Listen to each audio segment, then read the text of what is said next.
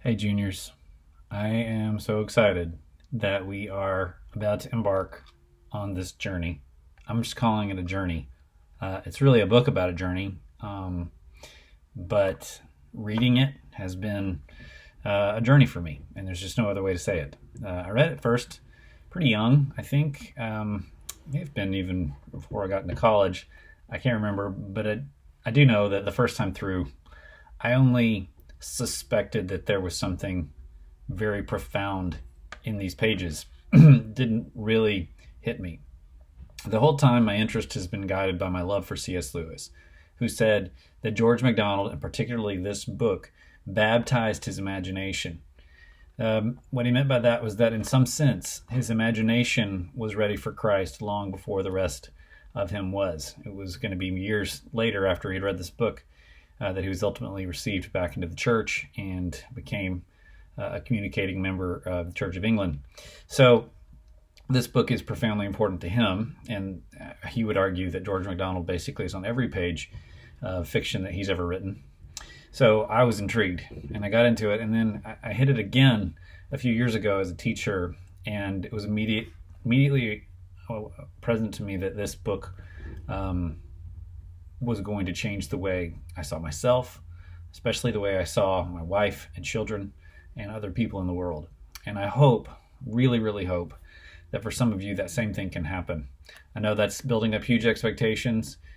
It's also just kind of a very interesting and intriguing story to read with lots of interesting kind of allegorical and symbolic elements. So, and plus it's a great capstone to medieval year, frankly. Just all the ways that we've tried to handle art and tried to understand the power of art to open us up, to see things differently, to be changed and transformed through what we read.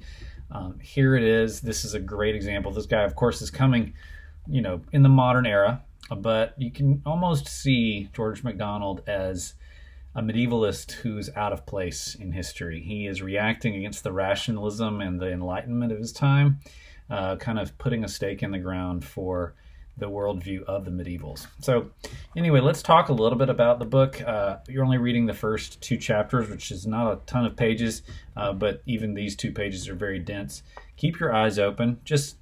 He's about to begin a journey into literally another world. It's like Harry Potter passing through platform 9 3/4, only the world he's entering is entirely different to the it's the land of fairy. So note there's all these hints even in the first couple of pages that something extraordinary is about to happen. We learned that the main character is an orphan. His both father and his mother have passed, and he says at one point he suspects, as he's getting into this secretary. Now, a secretary is a desk, and he's been given the keys to the secretary that's owned by his father for his 21st birthday, and he's kind of exploring it. And this thing has all these nooks and crannies and hidden drawers and things, and in itself, it's very intriguing.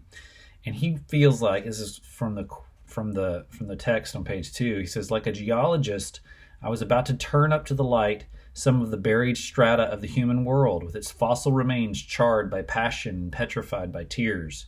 Perhaps I was to learn how my own father, whose personal history was unknown to me, had woven his web of story. And of course, we understand that to learn and understand our parents best, we learn and understand ourselves. And that's in fact what's going to happen to this character. He's going to learn probably much about his father by exploring the inner landscape of his own soul.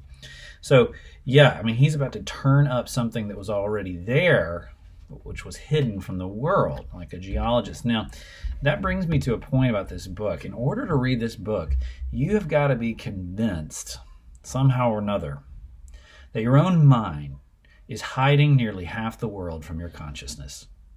You'll remember from David Foster Wallace that he sort of put his finger on our big problem. We have a default setting. We see the entire world with reference to ourselves. That's called, by some people, the ego. The part of us that tends to interpret the entire world simply for its relevance to us and our desires, our plans, and goals. Of course, this makes us miss so much. Here's an example. Take a look at this. I found this in my backyard. It's just a shrub. I couldn't even tell you the name of the shrub. I pass it every day. How much of it do I miss? Look deep inside it there. Can you see how the seeds are beginning? The buds of a new plant are kind of coming out in it. It's got fresh growth. The leaves are waxy and shiny. What if I could be reduced to the size, to the size of a small ant? How would this look differently to me? The leaves themselves would be the size of my bedroom, right? In terms of floor space. I could see all the teeny little veins running around in this leaf. What if I were even smaller? What if I were the size of a cell? What would this look like to me? It would be probably a complex, fascinating structure I could spend the entirety of my life studying, right? To say nothing of the fact if I went smaller. This little plant is sitting outside all the time just waiting for someone to notice. But I don't. Why? Because it's not relevant to me. I have things to do. I have jobs, deadlines, money to make, pleasures that I want to seek. And I miss this one all the time. And there it is. Today I just spent a little bit of time looking at it, touching these super smooth leaves. They're almost beyond belief how smooth they are. Looking down on the stem and noticing that these little tiny leaves are just getting their start. The branches are starting to put out new growth. I can even see here in the sockets of the leaves something else new is coming to life there. There's so much here, and I miss it all the time. Well, the Bible tells us that the world is like that. In fact, there's a whole unseen world, not available to our consciousness right now, but really there. In 2 Kings 6, Elisha is staying with a man. He doesn't have a name in the Bible, but he's just mentioned as the servant. And Elisha has basically been reporting the plans of the king of Syria to the king of Israel. And the king of Israel has missed every possible ambush that the king of Syria had planned. And the king of Syria, of course, hears that Elisha is the one doing it, and he comes to hunt him down. And he basically sends a large army with his chariots and his fighting men. They crest the top of the hill, and the servant walks out of his hut, the hut where Elisha's staying. The servant walks out, he sees the Syrians standing up there, and he comes to Elisha in a rage and says, "You got to come out right now. We're done for. The king of Syria is right there waiting for us." And Elisha says, "Oh, don't you worry. Come out here. Let me show you what I can see." And he takes him out to the hill, and he says to the Lord, "Open up this man's eyes so he can see what's really there." And boom! The hill is covered with horses and chariots of fire, it says. That's where the movie title comes from, Chariots of Fire. And there the servant realizes, I'm safe. This place is surrounded by the armies of God. And of course, the Syrian army comes and tries to attack and just falls into its confusion and never even gets to the hut where the servant and Elisha are staying. It just makes me realize that the world is so charged. The world is so full. And if I only had eyes to see, perhaps the fascination of it, the mystery of it would be open to me. Well, this book is going to attempt that on some level. But you got to be ready for it. It's not a book that's going to obey all of your expectations. It's not going to be comfortable to your rational mind. Okay? In fact, there's a quote on the, if you want to call it page 0. It's right opposite of page 1. I encourage you to read the whole thing. It's by a figure named Novalis. Novalis is only his pen name. He was a German mystic writer. Full name is George Philipp Friedrich von Hardenberg. Okay, about a generation before MacDonald, and he says the world of the fairy story is that world which is opposed throughout to the world of rational truth, and precisely for that reason it is so thoroughly an analog to it, as chaos is an analog to the finished creation. The strange thing is, in order to understand our world better, the rational world that we perceive, it is sometimes helpful to explore the world of fairy, which is full of mystery and which will in so many ways offend our rational minds. So I say to you, think of it this way. When you face something that is odd in this book, no matter what it is, it could be the manners of the character, because they're old. George MacDonald is a is let me see here. I got that. I wrote down his date. I think he's a late 19th century figure. Yeah, I mean, he dies right at the beginning of the 20th century, 1905. So he never saw World War One. So I mean, obviously, some of the manners are going to be different. Some of the behaviors are different. But even beyond that, the whole world is just weird and doesn't obey, like I said, many of our laws. Things come and go without much explanation. The plot develops, but it doesn't develop in the way you want it to, chapter to chapter necessarily. It's a journey. Things are associated, but they are not necessarily linked by the chains of cause and effect.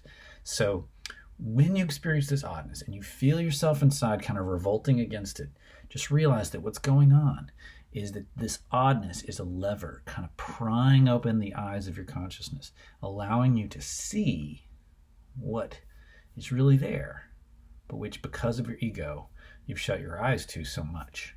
And we have more to say about the ego and this part of us that tends to close us off to the world that we are not interested in, that doesn't seem relevant to us. It's going to play a huge role in central character's development, but more on that later. Right now, just go enjoy the reading. I will say this one last thing as you go into the reading. I encourage you to be thinking about Dante a little bit, just a little bit. It's not really worth a long comparison, but this guy's 21. Dante was midway through life. He's a little older than the main character, and they both go on these journeys. Dante is going to go down into the Inferno first. The main character we're reading about is Anados. Anados. Now, you Greek scholars will know that we've got the way and up combined there. So Anados is the way up. So Dante starts his journey going like this. Anados is going to go like this. But it's not so simple.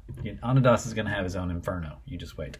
Anyway, so the two characters are clearly going on these life-changing journeys around the middle of their life, major turning points, and they're full of imagination and life that, someone with only the brilliance of a Dante or MacDonald could really bring to us. So with that, enjoy. It's a short reading today, so dig in, pay close attention, consider possibly even praying for the Lord to open your mind to this book.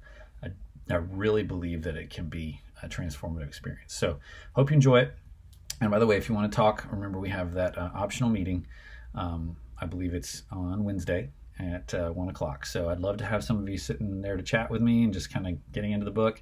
If this week's too soon, if you want to wait till next week, I'd love to see you then too. I'll do it pretty much every week until the end of school. All right. Bye, guys.